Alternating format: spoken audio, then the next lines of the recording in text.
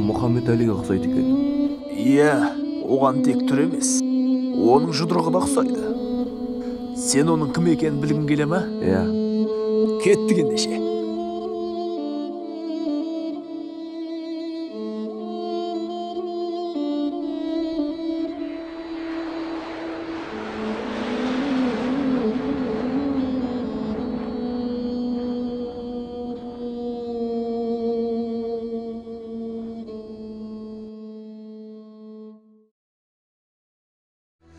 Бірде мынадай оқиға болды.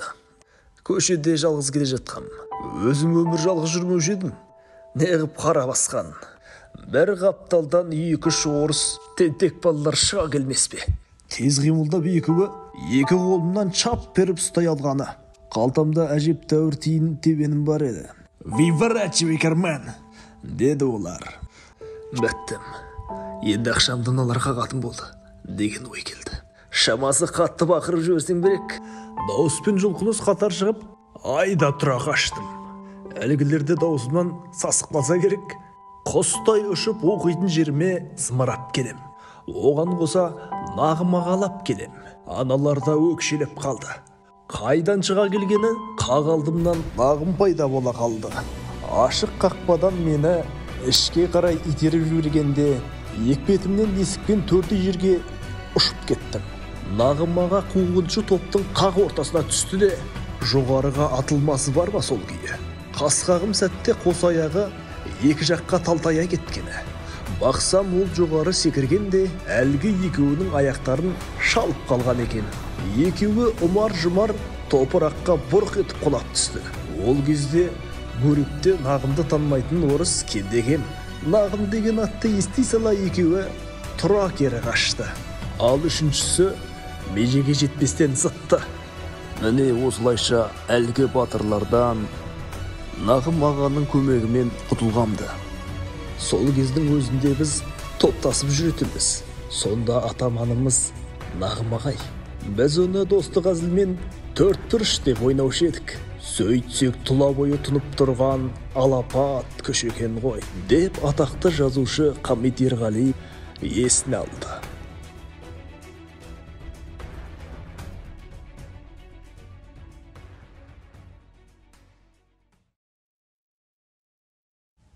Иә, шарқырап Нағым аттан құлағанда өлеңіндегі Аманғали кішкентай баласын жоқтауы, ойын баласы болса да түрлі қиындық көрді-ау деп шерлі жарын арнаған осы Нағим. Шын есімі Нағымжан. Нағым аттан құлап әскерлердің қолына түседі. Мылтықты басына кезіп «Рухи вверх» деп атпақшы болғанда кішкентай бала қасарсып тұрып алады. Артынша жеткен екі қазақ Нағымжанның қолын еріксіз көтеріп, «Әй, міне көтерді қолын» деп естері шығып арашалап қалады. Содан Нағымжанды Қамысқалаға келіп 3 күн жауып тастайды. Ол 3 күн берген асты ерегесіп ішпей қояды. Гурьев қаласына әкелген соң ешкім оны жәбірлемеген, түрмеге де жаппаған. Негізі Аманғали өлгеннен соң жанындағы кейбір жазықсыз ағайындары қудаланып атылған болатын.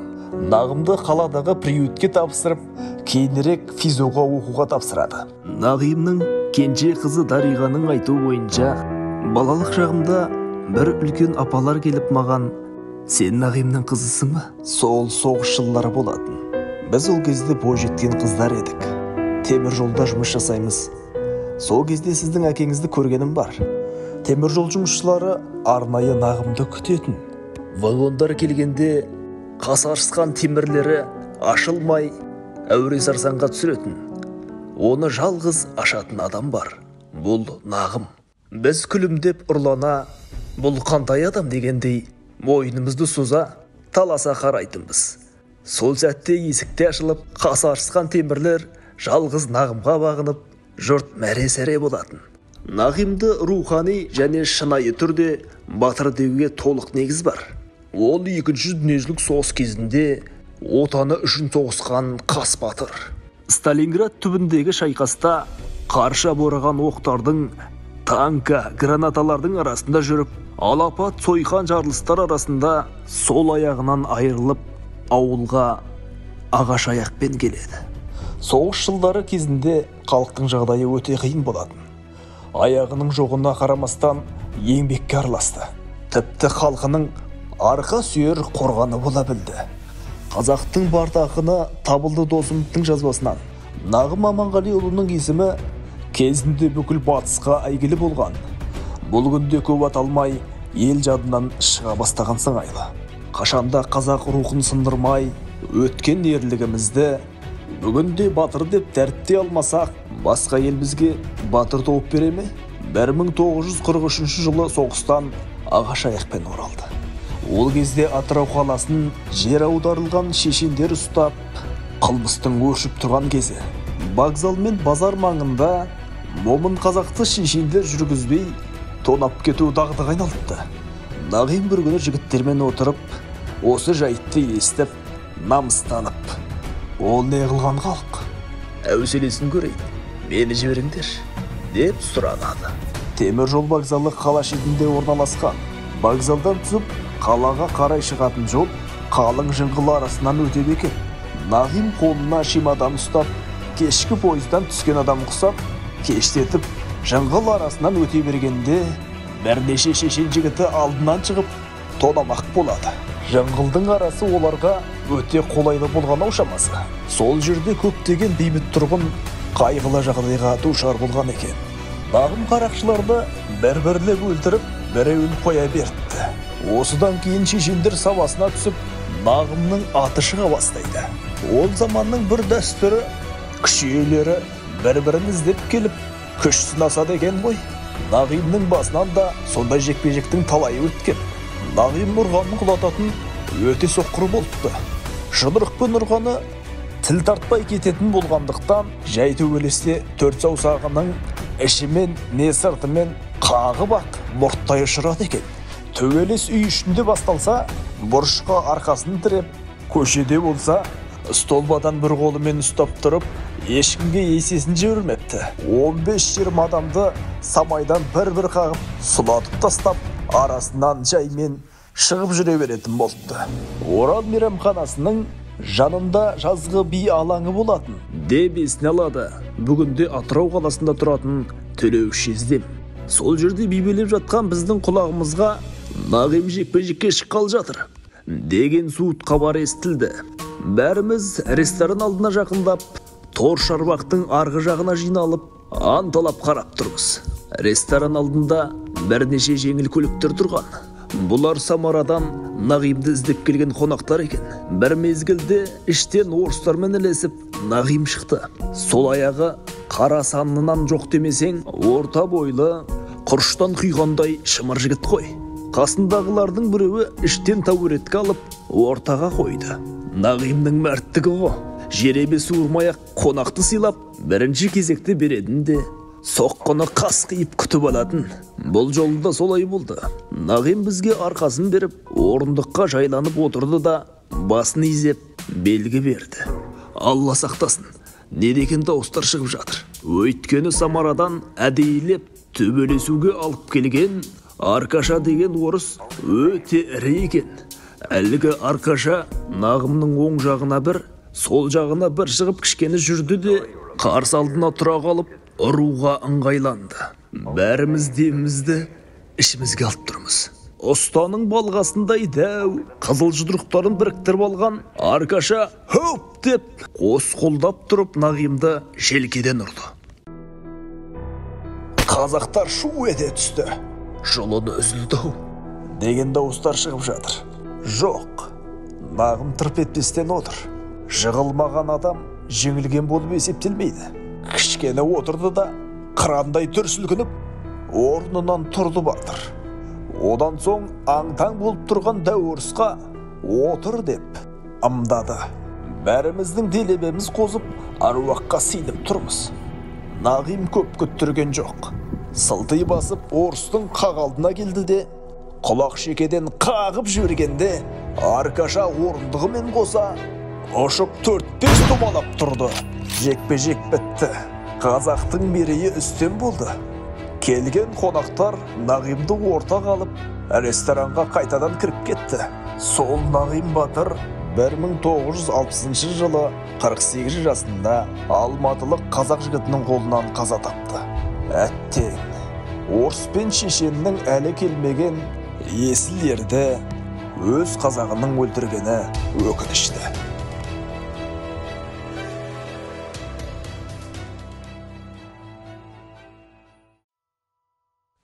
Сезіндім аға уақытты сылдыр бұлақтай, безіндім аға тірліктен сусыр сынаптай. Көзілгім аға келеді кейде сен құсап, сезімнің жара тұстары жанды шыдатпай. Қалықты қара көз салып қала ішіне, алыпты дара айналдырмақшы кішіге. Жаңа ұқтым аға өлім дейтіннің не екенін, тамұқтың қара сұлбасы еніп түсіме. Қаршын жасыңның қайтармақ болып есесін, кеудемде менің құпия ғұмыр кешесің. Екеуміз кейде кеземіз аға кешкілік, Гурьевтің шалшық көшесін. Кетеміз сосын ескі базарды бетке алып, аңқылдап саған әзіл айтамын шаттанып. Мен көрінемін, сен көрінбейсің оларға, жынды ма? Дейді автобус күткен көп халық. Денемізбен түйісіп қалып денеміз, жағалап жарды өлең оқимыз көнеміз. Мен және сенің елесің болып екеуміз, Орал дейтұғын ресторанға енеміз. Орындық алып нағым отырар қатардан, орналасқан соң келеді бізге татар дәм. Абырдан абыр балауыз шамның астында шарап ішеміз, екеуміз жалғыз бокалдан. Қызынып алып, оқисың өлең тік тұрып, мен үнсіз қалам, қош жанарма шық тұрып. Сонан соң сосын кетесің көзден ғайып боп, жалғанның жалған екенін маған ұқтырып.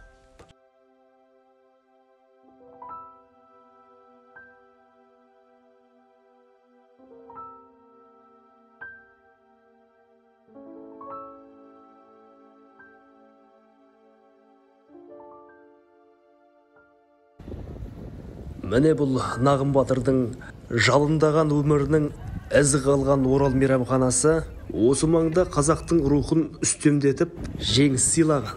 Қиямет қосыларымыз махшарында демекші, Аманғали мен ұлы Нағымның қауышып жатырған, қазаққа рух сыйлайтын ескерткішін осы маңға орнатса қандай керемет.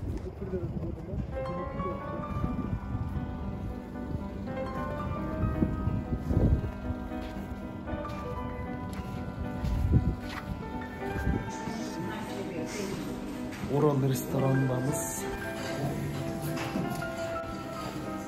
Петровск заводында токыр болып жасайтын Нағым кезекті жұмысын аяқтап, шаршап, үйіндегі кішкене бөбектерін аңсап жүріп келеді. Әсіресе кенже қызы Дариға сондай сүйкімді. Әкесін көргенде көздері жанып, жүгіріп күтіп алады. Нағым Жолшыбай Орал мейрамханасының жанындағы пекарнидан үйдегі бала-шағасына нан алуға аялдайды. Алаңсыз тұрған Нағымға артынан келіп жеті жерден пышақтап, әлсіреген Нағым қылғындырып үлгереді.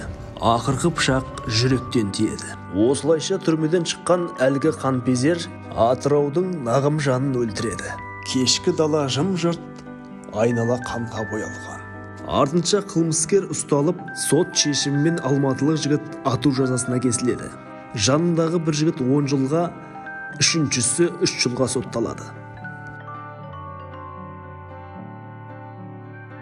Нағымның артынан 2 бала 3 қызы қалды. Сүйген жарының есімі Мынавара Сағитова, кейін Аманғалиева болып өзгертілді. Татар ұлтынан өте сабырлы, байсалды адам болған. Әкесі сауатты молда болған адам деседі. Жалғыз басты ана соғыстан кейінгі қиын жылдарға қарамастан Нағымжанның ұл қыздары аманатын қанаттыға қақтырмай, тұмсықтыға шоқтырмай, жоғары оқу орындарына оқытқызып, жетілдіріп, ұясынан ұшырады. Ардақты ана екінші күйеуге шықпады. Қазіргі бейбіт күнде 1-2 баласын әрең асырап жүрген кейбір аналарға қарағанда алтын адам-ау шамасы. Аузыңыздан бір жақын туысы сонда естіген әңгімелеріңіз болса, ойластырып қараймын, енді кім айтар екен. Себебі енді мен кішкентай болдым да, былай қарағанда ол заманның 4 жасар баласы не біледі дейсің ғой. Иә. Бізде қатты ол тема көбіне жалықтырды ғой.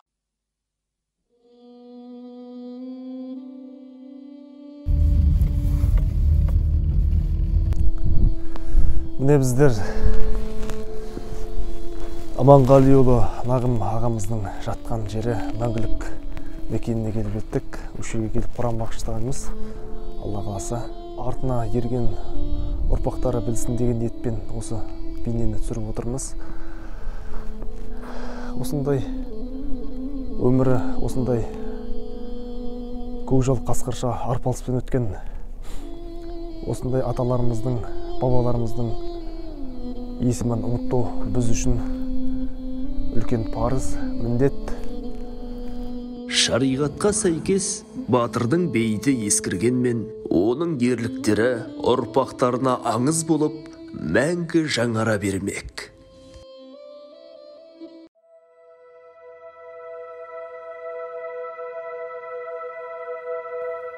Жек көрім итті.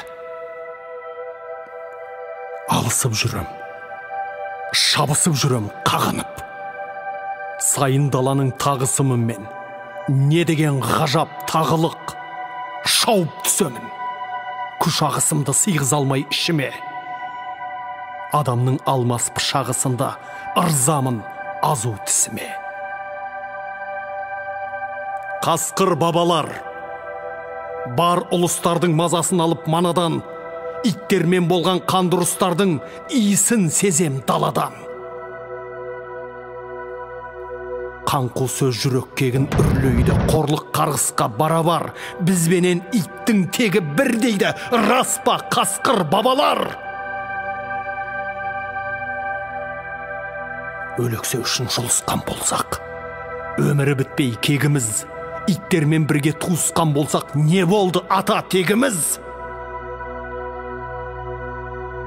Ала төбеттің астында қалар, күн туғаны ма ақыры? Не күндемейсіңдер қасқыр бабалар қағынып кеткен жатыры? Не күндемейсіңдер? Ұрлық түнеді. Жатқаным мынау жау іші.